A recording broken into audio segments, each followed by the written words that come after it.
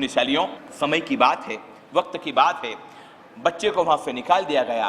5 रुपया लेकर के वो लड़का अपनी किस्मत को कोसता हुआ वहां से ट्रस्टियों को प्रणाम करके उस 1 महीने जिसने रखा उस धर्मशाला को नमन करके निकल गया। समय का चक्र पता नहीं कहां चल जाता है, समय का काल चक्र पता नहीं कहां समाप्त हो जाता है। 2, 5, 10, 20 साल गुजर गए। इस धर्मशाला के सारे ट्रस्टी बुजुर्ग हो गए। उनके बेटे नए ट्रस्टियों के रूप में आ गए। उन्होंने नक्की किया कि इस धर्मशाला का पूरा क्या करना है, जीर्णोद्धार करना है, नई धर्मशाला बनानी है, पूरी तोड़ करके बनानी है।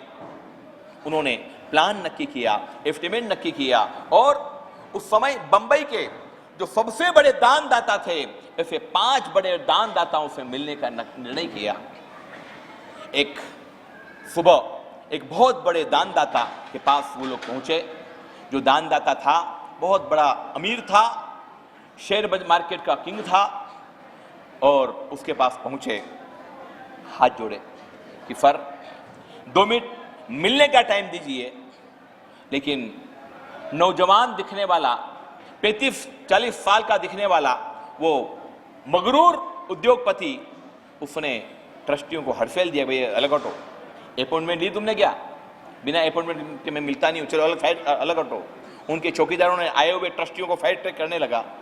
एक हिम्मत वाला व्यक्ति उसमें आया कि सर हमारी बात तो सुनो। अरे सुनो तो सही, ये कार्ड तो देखो, हम काय के लिए आए, सुनो तो सही। सेठ ने कहा कि मेरे पास टाइम नहीं है। फिर भी सौजन्यता बस उसने कार्ड हाथ में लिया, कार्ड को पढ़ा, कार्ड को देखा, और वो उसके जो चौकीदार थे वो धक्के लगा करके उन ट्रस्टियों को हड़फेल ही रहे थे। और इतने में उस सेठ ने कहा रुको, आओ, प्रणाम, पधारो, अपॉइंटमेंट कैंसिल करो। उसने अपने सेक्रेटरी को बोला कि भाई मेरी अपॉइंटमेंट कैंसिल कर, मेरा प्रोग्राम कैंसिल, मैं नहीं जाऊंगा। सेक्रेटरी ने कहा सर मीटिंग है, बहुत जरूरी मीटिंग है। बोले सब कैंसिल, नुकसान होगा, मंजूर। लौट गया, ट्रस्टियों को हाथ जोड़ के बुलाया कि भैया पधारो, मेरे घर पर पधारो, मेरे घर पर पधार करके मेरा स्वागत स्वीकार करो। 1 मिनट में ये बदलाव तो ट्रस्टी समझ नहीं पाए। उन्होंने पूरी योजना बताई कि हमारा ये पूरा धर्मशाला नया बनाने का निर्णय है। कितने का प्रोजेक्ट है? 3 लाख रुपए का, कोई दिक्कत नहीं। चेकबुक के अंदर से उसने चेक फाड़ा, 5 लाख रुपए का, आज से 70 साल पहले 5 लाख रुपए का चेक एक मुश्त उनको दे दिया। सिट्टी पिट्टी गुम हो गई। सारे के सारे जो ट्रस्टी आए हुए थे वो समझ नहीं पा रहे थे कि ये क्या हो रहा है। उन्होंने खूब उसका आभार माना। उस श्रेष्ठी ने कहा कि देखो आज आए सो आए, बीच में आने की कोशिश मत करना, अब तभी आना जब इसका क्या कराओ, उद्घाटन कराओ। उद्घाटन के लिए मैं आऊंगा, बीच में आऊंगा नहीं। 3 लाख का प्रोजेक्ट था, 5 लाख मैंने दे दिए हैं, और भी कम पड़े तो मेरे मुनिम से मिलकर के पैसे ले जाना, मेरे से मिलना मत। मैं तभी अब आऊंगा जब मैं क्या करूंगा, उद्घाटन करूंगा। ट्रस्टियों को समझ ना आया। 5 लाख रुपया का चेक लेकर के वो प्रसन्न हो गए। युद्ध स्तर पर उन्होंने काम चालू किया। 3 साल का काम उन्होंने मात्र 8 महीने में कंप्लीट करवा दिया। विराट धर्मशाला बनकर के तैयार हो गई। मैं आज आपको एक बात बताना चाहता हूं, इस जिंदगी पर यकीन करो, इस जिंदगी पर भरोसा करो। अरे इस जिंदगी पर यकीन नहीं करते हो तो भी चलेगा। इस जिंदगी को जिन्होंने आपको गिफ्ट दी है, जिन्होंने ये मानव का जन्म दिया है, उस परमात्मा पर विश्वास करो, उस भगवान पर विश्वास करो। आपके संसारी लोग शायद धोखा दे सकते हैं, लेकिन वो जो ऊपर वाला है ना, वो जिंदगी में वो ऊपर वाला कभी धोखा नहीं देगा। सच्ची आपकी श्रद्धा होगी, सच्ची अगर आपकी प्रार्थना होगी, सच्ची अगर आपकी नियत होगी, आपकी नियत में अगर बेईमानी ना होगी, अगर आपके जेहन में प्रामाणिकता का भाव बना होगा, ऊपर वाला जरूर आपका ध्यान रखेगा, किस्मत जरूर आपका साथ देगी। दुनिया में हमेशा कोसो मत, सभी लोगों को गाली मत दो, सभी लोगों को बुरा मत बोलो। अक्सर एक बात मैं आप लोगों से बताना चाहता हूं, अक्सर लोगों को झगड़ते हुए मैंने देखा है, अपने घर वालों की निंदा करते हुए देखा है। मेरी पत्नी ऐसी है, मेरे माँ ऐसी है, मेरे पिता ऐसे हैं, मेरे भाई ऐसे हैं। भैया सभी ऐसे हैं। अरे ईश्वर के सामने देख करके बोल, सभी तो खराब है। अरे भाई तू कैसा है? अरे तू कैसा है ये तो बोल। सारी दुनिया के बारे में गलत बोल रहा है तू। अरे तू खुद तो देख कैसा है। हमारे कुछ लोग भी रहते हैं, वो संत ऐसे हैं, ये संत ऐसे हैं, वहां पर ऐसा चलता है, वहां पर ऐसा होता है, वहां पर ये चल रहा है, वहां पर वो चल रहा है। भैया जहां जो चल रहा है चलने दे। अरे तू तेरी तो सुधार। जो व्यक्ति अपने स्वयं की ओर झांक नहीं सकता है, उसको औरों को बोलने का कोई राइट नहीं है। 8 महीने हो गए, धर्मशाला बनकर के तैयार हो गई। सारे बुजुर्ग ट्रस्टी और ट्रस्ट मंडल के सारे लोग उसको निमंत्रण देने के लिए गए, लेकिन वो किसी से मिला नहीं। उसने कहा कि डेट बता दो, टाइम बता दो, डेट और टाइम के साथ में हाजिर हो जाऊंगा। डेट बता दी, टाइम बता दिया। दुनिया में आज दिन तक ऐसा कभी हुआ नहीं था। 5,000 11,000 का चंदा लेने के लिए वो सब ट्रस्टी गए थे और मिल गया सीधा 5 लाख रुपया। हजारों लोगों की भीड़ जमी हुई है, हजारों लोग बैठे हुए हैं, उद्घाटन की प्रक्रिया चल रही है। सेठ जी का जिसके हाथों से कर कमलों से उद्घाटन होने वाला है, वो आने वाले हैं। थोड़ी देर में वो सेठ पधार गए और देखा एक कुर्सी के ऊपर एक बहुत बुजुर्ग व्यक्ति, भूतपूर्व ट्रस्टी बैठा हुआ था। ये सेठ सीधे गए उस ट्रस्टी के पास, नमन किया, सीधा माइक हाथ में लिया और बोला कि आज हजारों की जनमेदिनी के बीच में मेरी जिंदगी की एक सत्य घटना मैं आपको बताना चाहता हूं। शायद आप लोगों को यकीन नहीं हुआ होगा कि मैंने 3 लाख की कुल प्रोजेक्ट में 5 लाख रुपए मैंने दिए, तो दिए कैसे, लेकिन उसके पीछे की एक कहानी है। मैं राजस्थान के छोटे से गांव से मां बाप से झगड़ा करके मरने के लिए ट्रेन की पटरी के पास गया था। मरना नक्की था, मौत मंजूर था, लेकिन एक ईश्वर ने मुझे मौका दिया। मरते हुए मुझे एक फरिश्ते ने थाम लिया और फरिश्ते ने थाम करके मुझे हिम्मत दी और उसी हिम्मत के चलते मैं ट्रेन में बैठा। मैं इसी धर्मशाला के भूतकाल के 1 महीने मैंने यहां पर नौकरी करी, झाड़ू पोछा लगाया। यही सेठ ने मुझे 5 रुपए, उस जमाने में 5 रुपए मुझे को दिए। मैं 5 रुपए को लेकर के मेरी जिंदगी मैंने आगे बढ़ाई। 5 रुपए से मैंने अपना काम चालू किया। होटलों में झाड़ू पोछे लगाए, नौकरियां करी, खूब नौकरी करी, लेकिन भगवान ने साथ दिया, ईश्वर ने कुछ सुन ली। शेयर मार्केट के अंदर मैंने एंट्री करी। धीरे धीरे धीरे धीरे किस्मत ने साथ दिया। थोड़े ही टाइम में मैं शेयर बाजार का चर्चित व्यक्ति बन गया। आज शायद ये वही व्यक्ति, वही बच्चा जिसने 5 रुपए लेकर के अपनी जिंदगी की शुरुआत करी, आज वो शेयर बाजार का सबसे बड़ा किंग, आज शेयर बाजार का सबसे बड़ा व्यक्ति गोविंद राम सक्सेरिया के रूप में आप लोग मुझे जानते हो। लेकिन मैं एहसान नहीं भूला हूं, उस परमात्मा का एहसान नहीं भूला हूं जिसने मुझे जिंदगी जीने की प्रेरणा दी। मैंने इस ट्रस्टी महोदय का एहसान नहीं भूला हूं जिन्होंने मुझे 1 महीने के लिए रखा और मुझे 5 रुपए दिए। 5 रुपए तो ठीक है, 5 लाख तो मैंने दिए, वो छोटी बात है।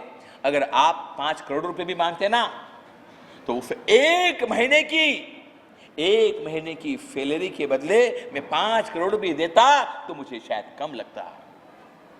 याद रखो, गोविंद राम सक्सेरिया इतिहास का शेयर बाजार का बहुत बड़ा किंग हुआ करता था। उसकी ये सत्य भूतकाल की, ये आपको मैंने सत्य घटना बताई। एक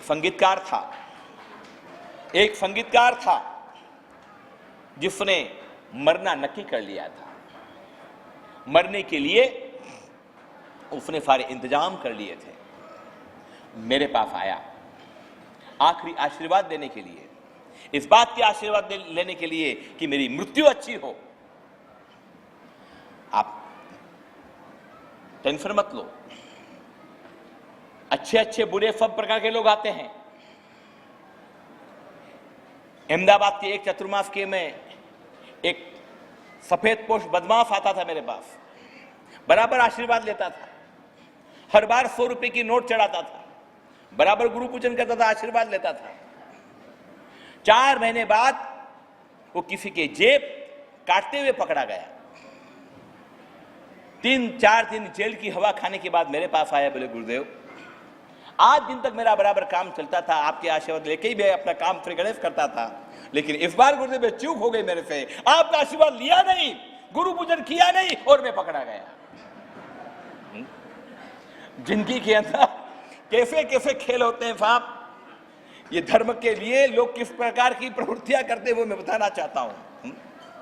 अरे शादी के लोग आते ही आशीर्वाद लेने के लिए, अरे अभी तो डाइवोर्स के लिए ज्यादा लोग आने लगे हैं कि गुरुदेव ऐसा आशीर्वाद दे दो कि क्या हो जाए, हमारा डाइवोर्स हो जाए। पुण्यशालियों, समता रखो, थोड़ा बर्दाश्त करो, परमात्मा में यकीन करो, किसी को सहारा दो। जब व्यक्ति टूट जाता है, जब व्यक्ति मन से हार जाता है, जब उसकी विचार तंद्रा समाप्त हो जाती है, उसकी विचारने की क्षमता समाप्त हो जाती है, तब वो ब्लाइंड हो जाता है, वो अंधा हो जाता है, उसकी सोच समाप्त हो जाती है और ऐसे समय में उसको एक फरिश्ते की आवश्यकता होती है। बोलो किसकी आवश्यकता होती है? बोलो एक फरिश्ते की आवश्यकता होती है। एक फरिश्ता अगर कोई मिल जाए तो उसकी जिंदगी चेंज हो जाती है। मैं आपसे पूछना चाहता हूं, कभी आप किसी की जिंदगी के फरिश्ते बने या नहीं बने? किसी मरने वाले को धक्का दिया कि किसी मरने वाले का हाथ थामा? क्या किया? आजकल की सोशल मीडिया की जिंदगी ने आज का पूरा वातावरण चेंज कर दिया। ऐसे कई वीडियो आते हैं, पुल के ऊपर से व्यक्ति मरने के लिए, नदी के अंदर गिरने के लिए तैयारी करता है, नीचे उतर भी जाता है, एक हाथ से हिम्मत खत्म हो जाती है, एक हाथ से वो जो लोहे का पाइप वो पकड़ लेता है। कुछ लोग रील बनाते हैं और उसको बोलते हैं साले नालायक ने पूरा मजा ही किरकिरा कर दिया। अरे कूद जा, कूद साले, हम देखना चाहते हैं तू मरता कैसे है। अंतर की करुणा समाप्त हो चुकी है, अंतर के भाव समाप्त हो चुके हैं। किसी मकान में आग लगती है और लोग वीडियो बनाने के लिए तैयार हो जाते हैं, बचाने के लिए कोई हाथ नहीं उठता है साहब। हम विहार करते हैं, विहार में कई एक्सीडेंट होते हैं और कुछ नालायक किस्म के लोग उसकी चीखती हुई तस्वीरें, उसका चीखता हुआ वीडियो लेते हैं। अरे उसको सहारे की आवश्यकता है साहब, उसको जरूरत है, मदद की जरूरत है। वो पानी पानी कर रहा है, वो प्यासा मर रहा है, उसके शरीर में खून निकल रहा है और आप कहां लगे हुए हो?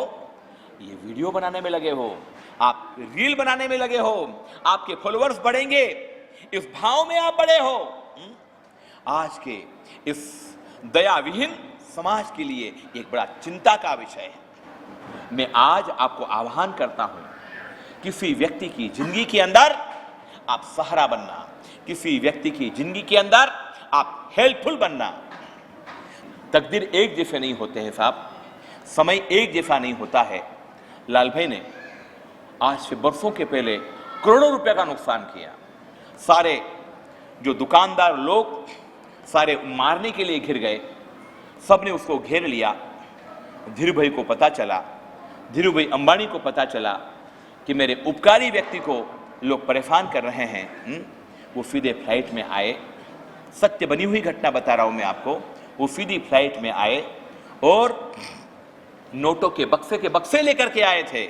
उन्हें सारे जितने भी लोग थे लेने वाले सबको बिठाया, बोलो किसको कितना चाहिए बोलो।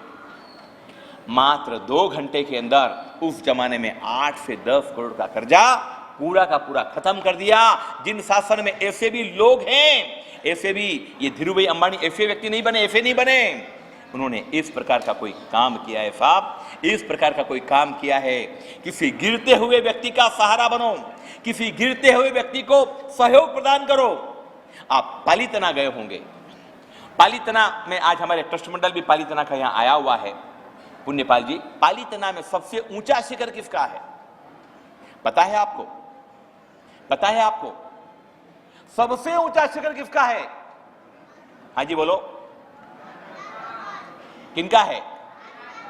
नहीं, आदिनाथ परमात्मा का शिखर ऊंचा नहीं है, उससे डबल या 1.5 शिखर अगर किसी का है तो 9 टुक के अंदर जो बीच वाली जो टोंक है, जिसको सवा सोमा की टोंक कहते हैं साहब, उस टोंक की है। अरे किसी की तकलीफ में खड़े हुए हो आप? किसी के आंसू को कभी आपने पोंछा है? खुद की तकलीफ में आपका सब हेल्प करे वो चाहते हो। अरे आप किसी की तकलीफ में खड़े हुए कि नहीं हुए? कोई व्यक्ति मदद मांगने के लिए आ गया, किस दृष्टिकोण से आप देखते हो? भिखारी आ गया, मांगने वाला आ गया, ये सब मांगने वाले आते ही रहते हैं। अरे उपकार मानो, आज ईश्वर ने आपको देने लायक बनाया है, आज ईश्वर ने आपको इतना दिया है कि आप किसी को दे सको। वो बेचारा कर्म का मारा है जो आपसे मांग रहा है, आज दे दो। अरे आज दे दो, ईश्वर ने दिया है, आज दे दो। अगर आज तुमने नहीं दिया ना तो वो दिन आएगा जब आपके पास कुछ ना होगा और तब आप सारी दुनिया में हाथ घुमाओगे और सब व्यक्ति आपको हड़से लेंगे, दूर करेंगे। जिंदगी कब टूट जाएगी कह नहीं सकते हैं, जिंदगी कब समाप्त हो जाएगी बोल नहीं सकते हैं। आज अगर जिंदगी मिली है उस जिंदगी को जियो, हिम्मत से हारो मत, परमात्मा पर श्रद्धा रखो, अपने माता पिता का स्मरण करो, अपने भगवान पर यकीन करो, अपने गुरुओं को नमन करो, अपने गुरु के प्रति श्रद्धान्वित बनो। अगर गुरु ने, अगर माता पिता ने सच्चे दिल से अगर आपको आशीर्वाद दिया है तो इस दुनिया की कोई ताकत आपका पराभव नहीं कर सकती है, आपको पराजित नहीं कर सकती है। आज के प्रवचन का मूल अगर कोई सार है, उस सार का नाम है जिंदगी को एक और मौका दो।